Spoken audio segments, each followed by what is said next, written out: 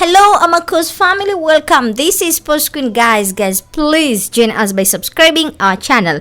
And South African football stands at crossroads with a new generation of talent beginning to emerge from its youth ranks. Among the most talked about prospects are Baartman and Asanile Valebay, two young players who have recently made a high-profile move from Cape Town Spurs to Kaizer Chiefs, one of the most iconic football clubs. Their transfer sparked by a dramatic legal ruling from following Spurs relegation are more than just a routine signing. They mark a potential turning point for Kaizer Chiefs rebuilding strategy and broader structure of football development in South Africa. This signing not only signal Chiefs' intent of revitalize their squad with young, dynamic talent, but they also raise deeper questions about youth development, contract law, and competitive balance within a Premier Soccer League (PSL).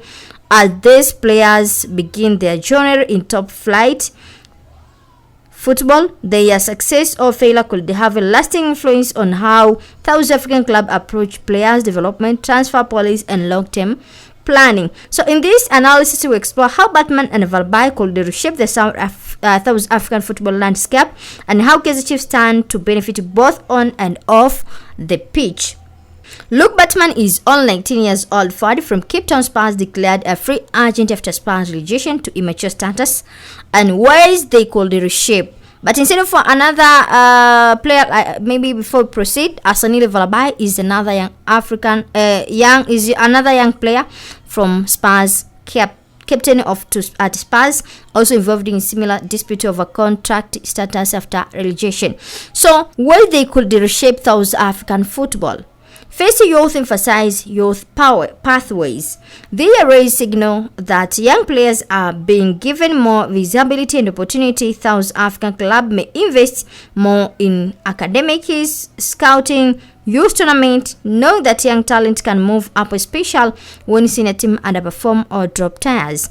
It may encourage clubs to keep better development structure to avoid losing young talent or being unprepared when players leave. Contract regulatory precedents. The legal ruling PSL dispute resolution chamber declaring them free agent once their club dropped to immature level set important precedents. It clarified the ruling around relegation and players' contract. This could change how smaller, lower-tier club draft contract, how they include relegation clauses, and how their rights are protected.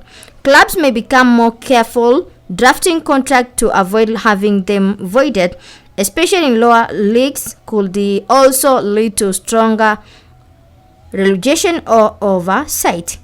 Transfer market dynamic. Big club like Chiefs getting talented players at low cost free agent may shift how talent is acquired.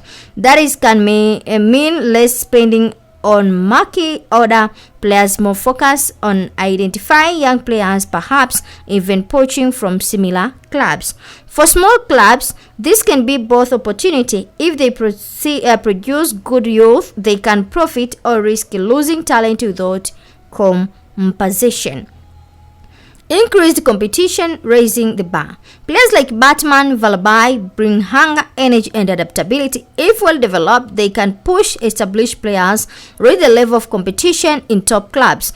Chiefs bring in multiple young players means competition for places is tighter, which tends to lift standard at training in match. Also, fan engagement and club identity. Clubs that invest in youth can better connect with local communities. Fans who like seeing homegrown play like it. Players like Baartman, if they become stars, can become inspirational figure to young players. Also, club may transfer youth success stories tend to capture media interest, raising the profile of the league. National team international exposure. If these players develop well, the ripple effect could be that South African gets more capable young players feeding the national team set under 20 to under 23 senior. Could hype South African to compete more strong in continental tournament or even produce exportable talent to foreign leagues. Economic implications. So having good young talent sold or promoted can help club financial, particular similar club, but to flip side, losing talent for free if contract rules allow may hurt club that invest heavy. May press for better revenue sharing, a compensation mechanism to protect youth producing club. So challenge what could limit the impact. Physical development. Baartman is noted to be technical very good, but somewhat light physical at high level of competition. Physical strength, resilience matter, development program, coaching strength and condition will be to be excellent. Legal contract uncertain. The current move is under legal review. To some cases, Spurs have taken the ruling to suffer attribution. Until there is stable legal clarity, some club will be hesitant to invest or to field players due to risk. Pressure expectation. Moving to a big club comes with pressure. They need mental resilience and mentorship. Chief seems to be providing that via senior players Ngabo and Shabalala, but mismanagement can stall development. Also squad depth and opportunities. Some young players get signed but don't play much. They need constant minute to grow. Competition can block them. If Chief don't use them enough, their progress may slow. Financial disparities. Small club might suffer. It may lose young players without composition that might reduce their incentive to develop talent, which could long-run reduce supply of quality youth.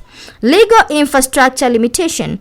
Quality of coaching facilities, sports science still lags, and many places to realize the potential of young players require investment in those ancillary areas. So if all goes well, Baartman and Valebay could be part of shift where Chief become not just a big club buying power, but also nurturing ground to young talent. Also, PSL seems more youth movement, more legal clarity, maybe shifting how contract and rejection are managed. South African football ecosystem become more efficient and producing, showcasing and elevating young talent. Competitive balance might shift. Club that invest in youth may challenge more effective, reducing dominance of few rich club through though whether that happen depend on how well small clubs are composed or supported. So Valebay, as we told you, is 19 and inside of Baartman is 19 and Valebay is 21. Those are good players, and the Bafana national team has lacked consistent in attack over the years, while defensive structure has improved, especially under Hugo Broos. Creativity and finishing in the final third are still limited. So in under 23 AFCON 2027 national team development path in 2028, Bafana AFCON 2017 World Cup 2030, European transfer. If they succeed to achieve, they may attract overseas club. The rise of national team quality significant. South Africa need more exposure. So impact on Cape Town Spurs small club. Spurs could be a wake up call. What happened? Both players left after Spurs relegation. The PSL ruled that they were free agent because the team dropped to immature status, which voided their pro contract. So Spurs protested, but Chief swapped on. Spurs now risk become a talent form without reward. So in key risk for small club, loss of talent value if contract get voided upon rejection. Club lose players for free. Also reduce youth incentive. Why invest in youth if you want to protect them legal? Bigger club poaching. Top club might wait for talent to become free instead of buying. Demotivation of academy. If stars live without compensation, motivation fund drop. So better contract management, rejection clauses, automatic pro renew for under 23. This is possible solution. And SAFA PSL reform, compensation model like FIFA training, compensation for youth development, and a partnership with bigger clubs. Spurs could formalize pipeline like big team system. See Ajax Cape Town model in the past.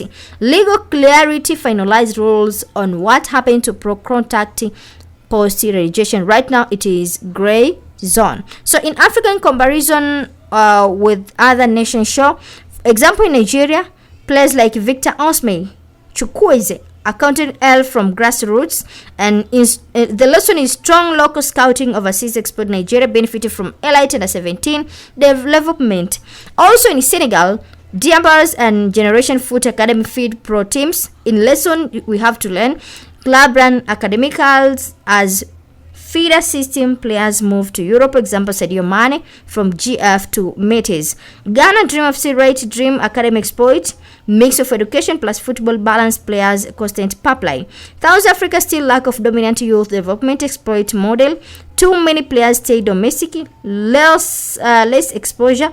Tactical development overseas. South African infrastructure is decent, but the talent pipeline often breaks at the transaction from youth to elite level. Baartman and Valebay could be turning point if developed proper. They represent a bridge between raw domestical talent and professional content. So, in the final, the troll reshaped South African ball. Chief must give Baartman Valebay real minutes, not just bench time. SAFA PSL need to fix legal gaps around youth contracts and relegation. Spurs and other clubs must get development compensation for producing talent. Also, national team coaches must monitor and integrate this talent L.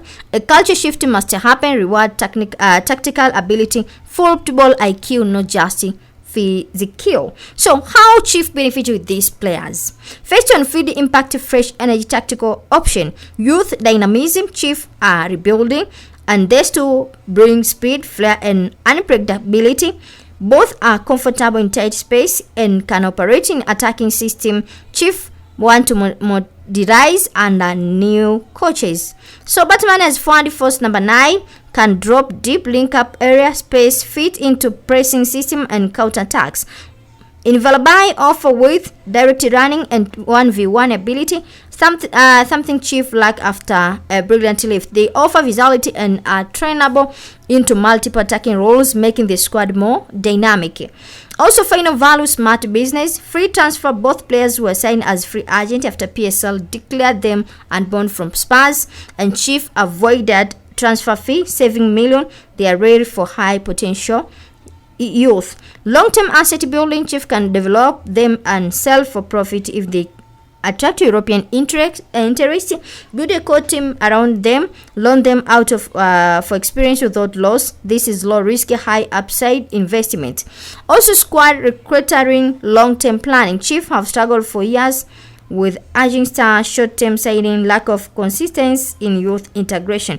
Baartman and Valebay represent a strategic shift toward future proof from the team. Alignment with modern football trends developed over by building a core under 23 group that can play together for 5 years.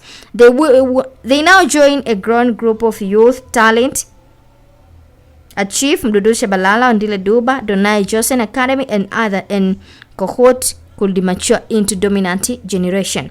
In brand market, fan engagement, youth stars, fan magnets, and Baartman has trending on social media once since joining Chief. Youth signing give fan hope, especially when debuting. Enhancing the managing Chief as a club where youth players are valued. Future Bafana stars are made, career youth in possible. So they resonate with the sponsors who want fresh, exciting faces, youth fan who identify with young talent, scouting from Europe who watch PSL to break stars.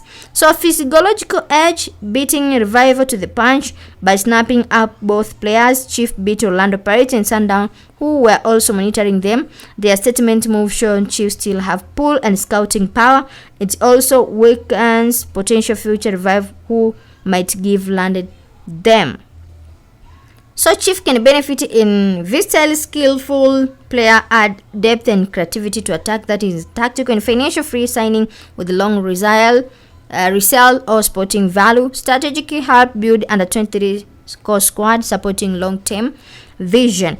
In brand, attacking fans boost club reputation as youth focus. Competitive gains edge over Revive set tone in the market. So if Chief manage their development right, giving minutes, monitoring, and game exposure, both Baartman and Valebay could become franchise player. Guys, thanks for joining. This is Sports Queen. My name is The Witness. Enjoy. Please don't forget to subscribe this channel.